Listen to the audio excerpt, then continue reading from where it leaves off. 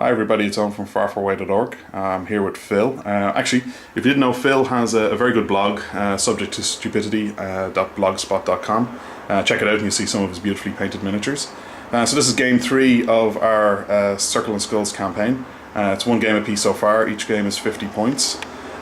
This scenario we're playing is overrun, so we're just using these bits of card to mark the edge of the large area. I have never won this on scenario. This is a assassinator's dream. So I'll get Phil to run through his army. Yep, so I'm using Kruger as my warlock today. Accompanying him there's a full unit of Tarn Wolf Riders, druids with no attachments. His beasts are a Gorax, a Feral and a Warpwolf Stalker. Of course the Celestial Fulcrum, and hiding at the back is a Feralgeist. And then just 2 Gallows Groves and Shifting Stones. Alright, so from my side, I'm using a different warcaster this game, and she's hiding just there. There's Denegra. So I have a Slayer, mostly to fill out my points. With an attrition campaign, you start to lose stuff. There's a Defiler, a Death Ripper, a mini unit of Banes, Tartarus. There are 2 Pistol Wraiths, one hiding there, one over here. And then I have the support for the pirates, so I have Grogspar, Doc, Rockbottom, Dougal McNeil should be hanging around somewhere too. There he is. I have a full unit of pirates with 2 rifles attached and Mr. Walls. And there's a Scarlock finishing out the list. Oh, there's the War with Siren there as well. So, see if this assassination list can do its job.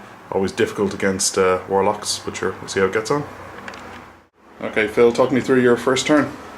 So first turn, basically everything moved up aggressively. Kruger cast Lightning Tendrils on the Tarn Wolf Riders. He cast Deflection on himself and Skyborn. And that's pretty much it. Everything else just moved up, hopefully not too close to the Negra, but close enough that if you come forward I can get you next turn. Yeah. Yeah, so let's see. Yeah. So this is my turn 1. First thing I tried was to push the Arc Node far forward to get as close to that Wolf Rider, what are they called? Tarn Wolf Riders, to try and put Crippling Grasp on them, and I was out by less than a centimetre. I didn't actually cast a Crippling Grasp first. I tried a Venom just to test the range, and that put 1 corrosion onto the stone there, didn't do any damage to it. Everybody else more or less just ran up into position, so the Sea Dogs are super tough now thanks to Lord Rockbottom. Banes push forward aggressively, have the Pistol Wraiths out in the flanks, and that's pretty much it. Denegra's in the back here, which is where she usually hangs out. Both of myself and Phil having to remember that this is a kill box scenario, so not wanting to kill ourselves on the start of our next turns. Okay, it's over to Phil. Okay, so Phil, tell me what happened on your second turn. So for my second turn, the first unit to activate were my Wolf Riders. The pirates are their prey, and I really wanted to get a charge off on them, but didn't quite work out. So this Wolf Rider moved up, engaged 1 or 2 pirates, while the others moved forward to engage a Death Ripper here, and the leader charged a Bane on the left. Yep. Of course that left her out of command, so she couldn't make any attacks. These luckily destroyed the Death Ripper and one of the Banes. They took their light cavalry move to get back out of the way, but this one's stuck there now. After that then the Celestial Fulcrum moved forward, took a shot at a pirate beside Tartarus, hoping for an Electroleap, but missed. Well, no, I killed the pirate, got the Electroleap, but it was low power. And then tried to use my spray onto Tartarus, so it was out of range. After that the Druids moved up, used counter magic and their cloud effects, just putting a wall out in front, so hopefully Kruger's safe. Kruger then cast Chain Lightning via the Gallows Grove here that had moved up, and got 6 bounces, and luckily while hit Denegra, managed to actually take out the Doc, which was pretty nice. Yeah, so Doc Killingsworth was in that gap right there. Yeah. So yeah, that hurt. Then he feeded, put up templates, one here, here, and here. Killed 2 pirates with it, and hopefully they're going to prevent some of the damage coming next turn, or at least mitigate some of it. The Warpwolf moved forward just to get in front in case there's some line I don't see, and yeah, the other beasts moved forward. that's pretty much it. Alright, cool. Thanks, Phil. Okay, so a pretty devastating feat turn from Denegra.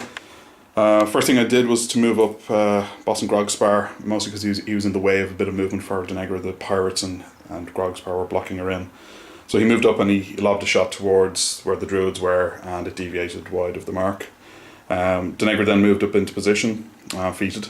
So she caught all of the druids. There was a gallows grove over there. She caught that warp wolf in the back as well, and one or two other minor things, most of which are dead.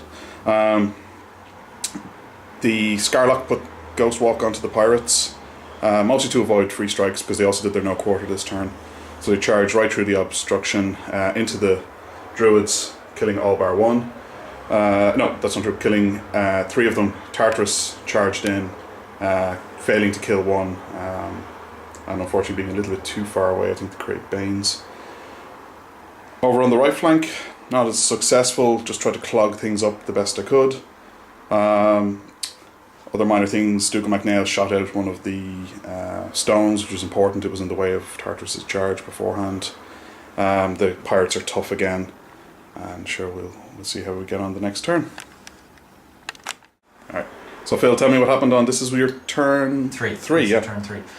So I started off activations with the Celestial Fulcrum, which forfeited its movement aim. And he did a great job. Yeah, it actually did. It worked out quite well. So it sprayed first of all towards Tartarus, who was more or less in the middle of that white circle there. It didn't quite kill him, but it did damage. No, and it made him stationary. And it took out several things in between. Yeah, then it took out some bits and bobs in between. It then used its Fire Blast here, as you see the cloud left behind. That took out two Banes, one which was engaging the Wolf Riders.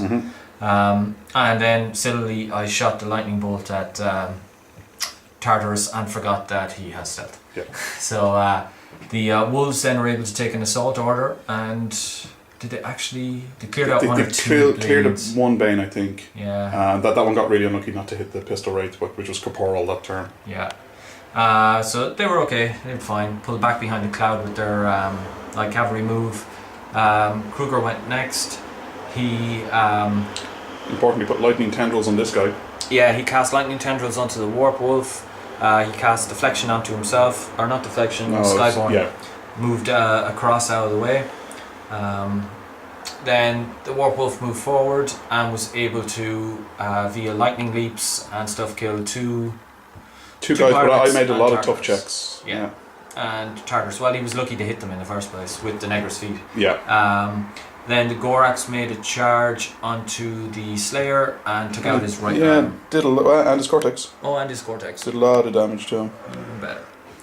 And so, that's pretty much the it. Stones just, and the Stalker, Warpwolf Stalker put himself in the way just to try and block line of sight, or certainly get in the way of Kruger. Okay, so over to me. So it's all over. I managed to get an assassination on Kruger in the back there.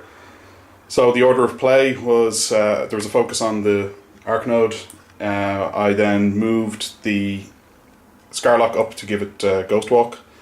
It did a little curving run into that position.